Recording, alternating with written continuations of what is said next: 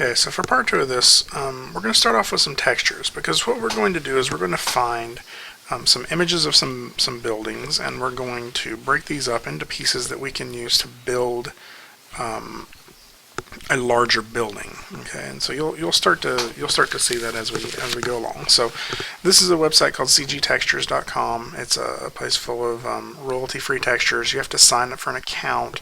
But you're allowed to download 15 megabytes at a time. And so if we go to buildings here, you'll see a whole bunch of different types of buildings that maybe you would be interested in having a version of. Okay, and so you get a login to download that, but you get to download 15 megabytes free a day.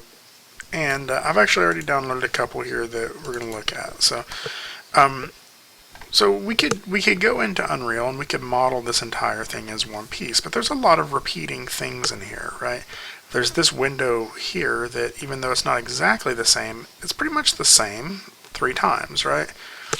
And so an engine is a game engine is you should be trying to be as economical as possible, because it has to use processor power for everything that you bring into it, right? And so in this case, like, instead of having one window, it's having to render. It would have to render 4 different windows if we took 4 different models into Unreal. And so what the modular pieces allow us to do is to build a single window and use that to sort of recreate a larger model. The same with this wall. Like, why do I need this gigantic wall when I can make a little bitty section of a wall and just have that wall repeat, right? And so what we're going to do is we're going to look at a building here and just sort of talk about what pieces we would need to make. So think of this as like Legos. How do you chop up your images to get a pretty nice building kit that will allow you to construct this entire building out of individual pieces, right? And so we know that we'll probably need a section here where this window is. We'll probably need this repeating wall pattern. We may need this little repeating section here. We'll definitely need that door, and we're going to need Lion Brewery on both sides here, even though it's slightly different. We could add just a little sign or something just to change that up. So let's take this image into Photoshop and start playing around with how we're going to plan this. Okay, so I'll actually just drag that image in for my reference. Okay, so the first thing I'm going to do is I'm going to create a new texture. Well, I'm sorry, I'm not going to do that yet. Let's just look at this image and let's kind of focus in just on, say, this section here, right? So I'm just going to do image, crop. Okay, so if we wanted the building to repeat a lot of this, we can start breaking this up into sections to see what it is we would need, right? So for example, we know we're going to need these parts that are pretty original, right? We're going to need this section here, right? And so we can grab that, and I'm just going to do like a little flood on here and change this to a screen or something, just so we can see these areas that we can start dividing it up. We know we're going to need this pillar. The question is, do we need the pillar to go all the way to the top, or do we want the pillar just to go to halfway? Because what if we wanted this building to be multiple floors, right? We could grab this section here and say, well, we know we're going to need that pillar. Maybe we want this pillar too, because we also want the letter 5 on there. Maybe we don't want the letter 5. Maybe we want to just duplicate that and put a different stencil on it. But whatever. We just have these sections. We know we're going to need. This piece here, right? And so these are the different sections. And so just go through here and kind of plan this out. You can probably start using different colors too, just so you can kind of break it up a little bit. Let's say we know we're going to need this doorway, right? And so I'll change that to blue or something, just so it's not the same thing over and over again, right? And we'll probably need this little piece here, right? And so we're just doing this to identify the areas that, you know, if we built this, if we built these individual,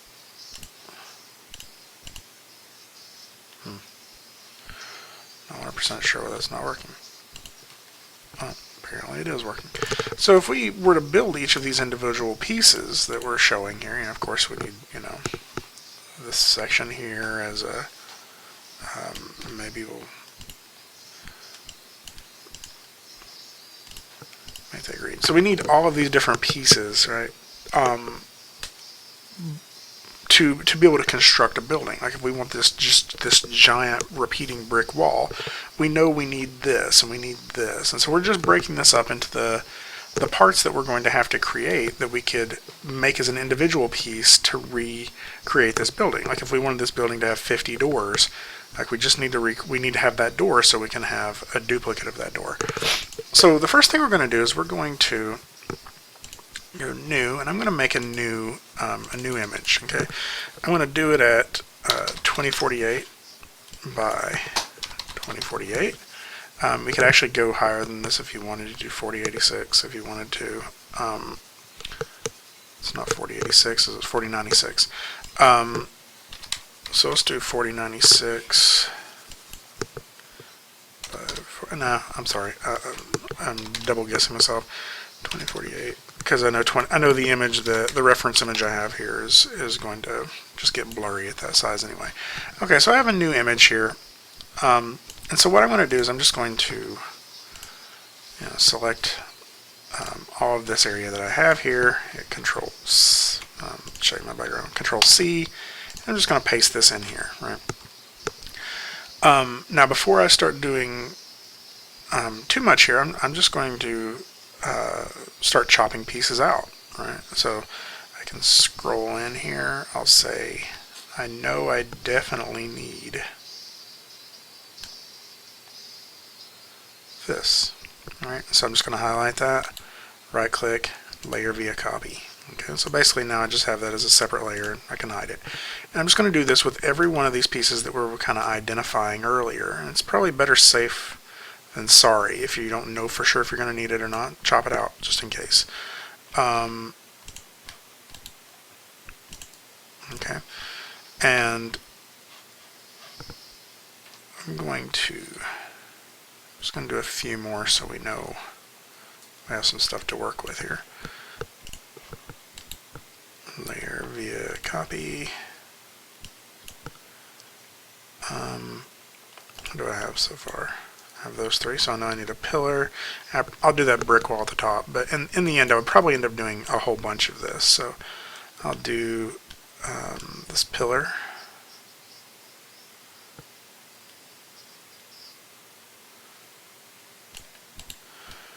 Layer via copy. Oh, I had the wrong layer selected.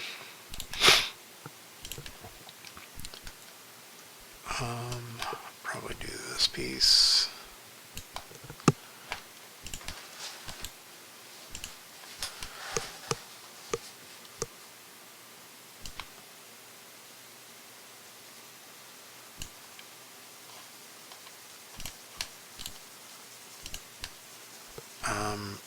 And yeah, maybe even this little thing up here at the top. My question would be whether I would do it with or without this little overhang on top of it. For right now, I'm going to say without. If I were going to do one of those, I'd probably just do it separately.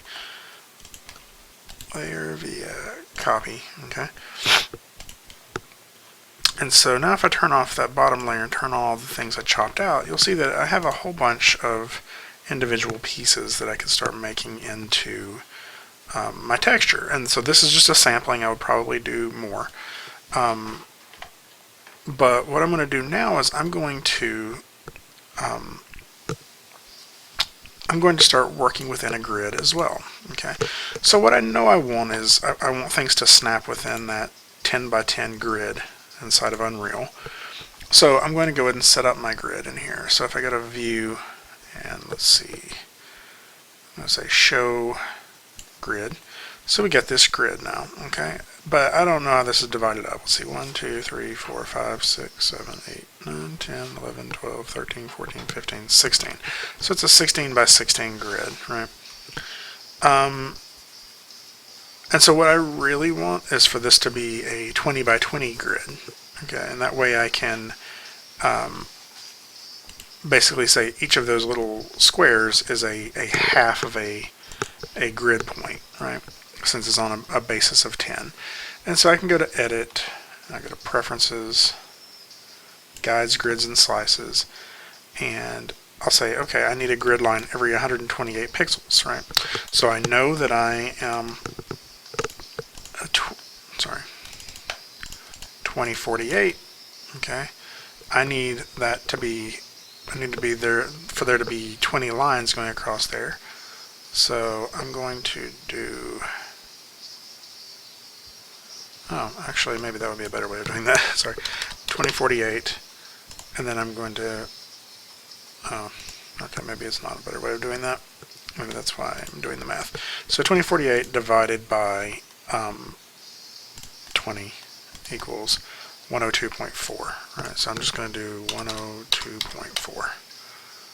And you get to see that that's what we have now. We have a grid line every half a unit. Okay? And so since we have this, now we can start grabbing our objects. And what I'm going to do is I'm going to try to get them all to fit within these grid spaces. Right?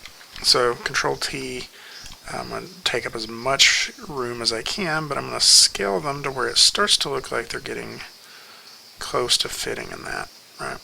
I don't want to do too much stretching. Don't want to do too much stretching on this, though.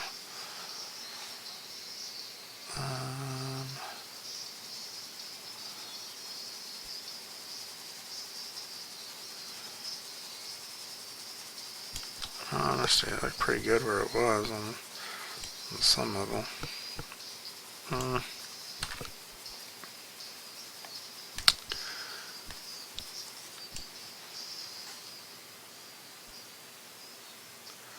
So I need to get this, I think, is about the 150% range. And so I'm looking at this up here in my W&W. So about the 150% range, I think, will get me something pretty good. And that's not really this kind of base, okay. So that's kind of one, that's on a case-by-case basis of what number is going to work well for you. But what you'll start to see is we're getting closer on here. It's a little wide on this, right? But if I set this to auto-select, so I can just automatically select the different ones here. But we're getting kind of close. And so this number is going to be different for each person.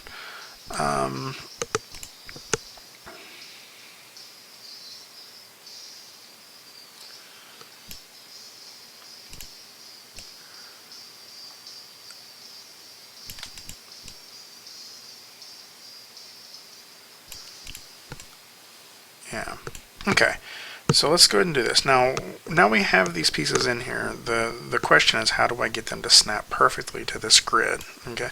And so it's going to take a little bit of manipulation on them, and I don't want too much to stretch this, but I'm probably going to have to a little bit.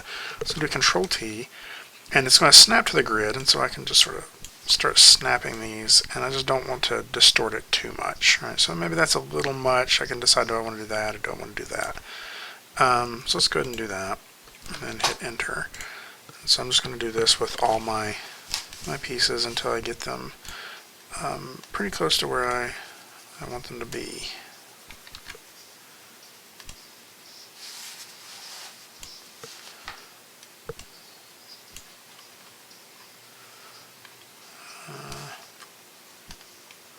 It's not bad.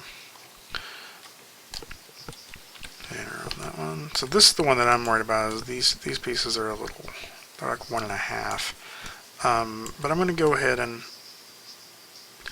throw some caution to the wind here, and I'm going to go ahead and make these 2 wide instead of 1 wide.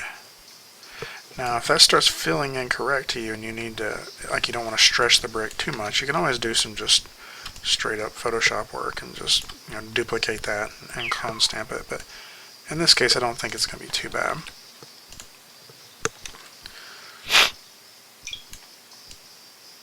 Okay. I got to remember to do the height as well. Okay, And this one's height is pretty close.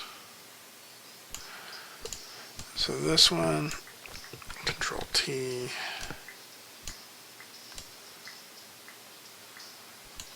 Snap. Okay, so we're getting some stretching, and you just have to be careful with it. Okay, so once we get all of this in there, we're going to start just sort of making us a sheet of, basically a sheet of textures that that we can use within this model. So I made my door a little wider than it really needs to be, but that's fine. And so once we get, where we're happy with this, we can start asking ourselves other things as well, like, well, why is that not the right height? There we go. So now all of these pieces are, for the most part, about the same, right? This one needs to be 2 units high. This one needed to be 2 units high. Or, I'm sorry, 5 units high, 5 units high. All right, and so all of these are going to line up pretty well together. There's other things though, like if we decide we need some shingles too, like we can just download an image of shingles and place them in there however we need to. One of the things I have a tendency to do as well though is I will add a background layer in here, and I'll make that some neutral colors. So you can either do it as black, or you can pick some of the darker reds in here or something. Right, and so that way if we have something that needs to fall within one of those, we don't get this white streak around it, we get something that maybe doesn't stick out quite so bad. Now the other thing we're going to have to do is we're going to have to clone stamp some of this stuff out of here, right? And so we can clone stamp it, we can slice pieces out, it's whatever it is that works best for you. So select that, grab my clone stamp tool. I'll try to do a better job than that though. So, and just take those out, but of course, again, like that's not a good example of clone stamping. I'd take a little bit more time, and that's because you don't want this pipe repeating everywhere. Maybe we consider doing the same thing with the cables, but I don't know if they will stick out quite as bad. And you'll probably want to put shingles and any other like small items that you're going to need to, maybe a sidewalk, maybe whatever you're going to need to make the models within this texture sheet. So now I'm going to go ahead and stop it here, and I'll come back with a fully made texture sheet, and you can look at that, and then we will we'll move on to starting to make these modular model pieces. So talk to you soon.